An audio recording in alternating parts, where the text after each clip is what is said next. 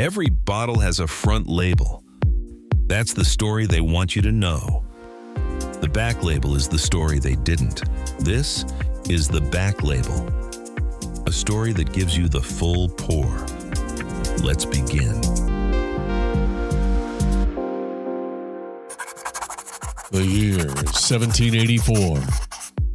Thomas Jefferson has just helped write the Declaration of Independence. He has served as governor of Virginia. He is about to become the third president of the United States. But right now, he is standing in a vineyard in Bordeaux, France, and he is completely obsessed. Jefferson had arrived in Paris as America's minister to France, and within weeks, the man who helped build a nation had a new mission: wine. He toured the great chateau of Burgundy. He walked the rows of Bordeaux. He tasted wines so old, so extraordinary, that he wrote home about them the way other men wrote about falling in love. He ordered 250 bottles of Chateau Lafite. He shipped Sauternes and champagne to George Washington himself. He stocked the White House cellar. He advised Adams, Madison, Monroe, all of them, on what to pour at state dinners. Over 3 decades, Jefferson's personal records show he purchased 20,000 bottles of wine. 20,000 bottles. The man had a problem.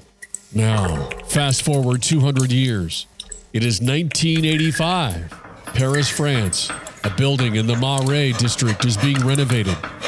Workers knock down a wall.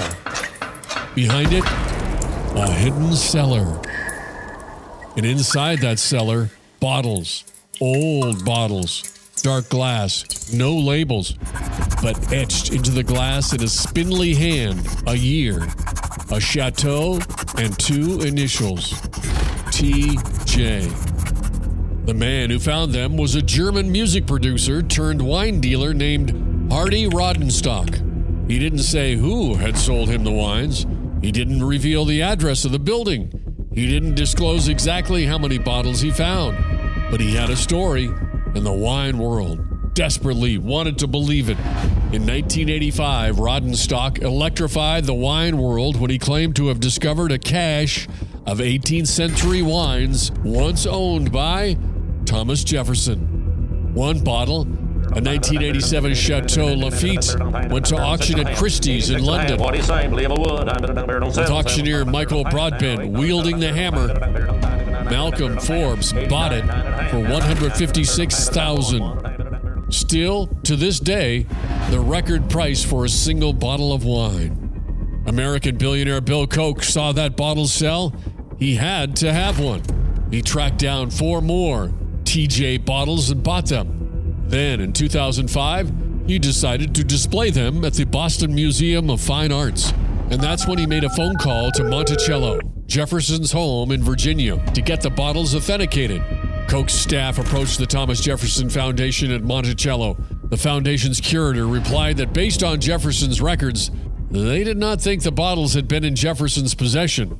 Jefferson, who kept obsessive, encyclopedic records of every bottle he ever bought, had no record of these bottles ever. Koch hired a former FBI agent to investigate.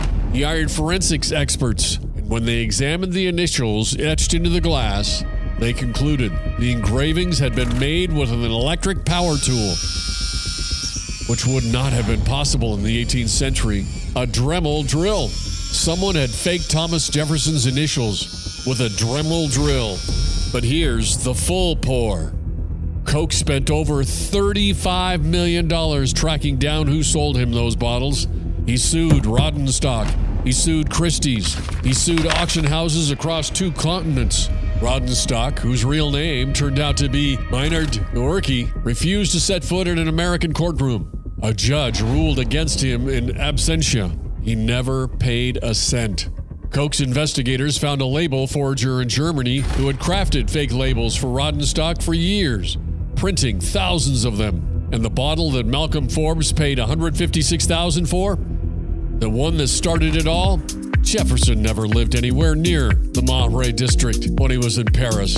The bottle had no label and no secure provenance. The greatest presidential wine collection ever discovered never existed. Thomas Jefferson spent 30 years and a fortune he didn't have, chasing the perfect bottle of French wine. 2 centuries later, someone used his name to do exactly the same thing to everyone else. The front label never tells you that. Pour something good tonight. You've earned it. That is the Back Label Story.